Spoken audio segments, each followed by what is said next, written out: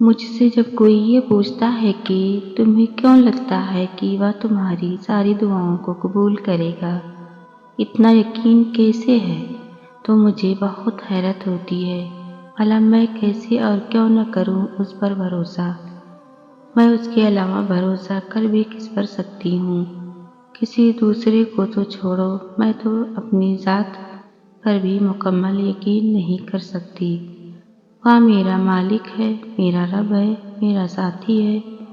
مجھے اگر کوئی اندھیروں سے اجالوں میں لایا تو وہ میرا رب ہے۔ اس کی محبت پاک ہے، صاف ہے، وہ دغا نہیں دیتا، وہ تنہا نہیں چھوڑتا، میری صداؤں کو سنتا ہے۔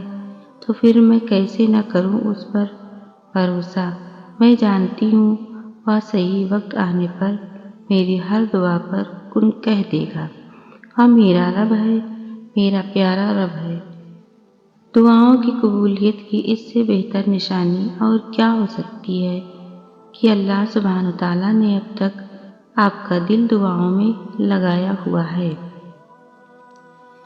خدا سے مانگ کر کوئی کبھی محروم نہیں رہتا، ایک صورت میں یا پھر دوسری صورت میں، لیکن دعائیں قبول کرتا ہے، ہمیشہ ویسے نہیں جیسے تم چاہتے ہو، بلکہ ویسا جو تمہارے حق میں بہترین ہوتا ہے۔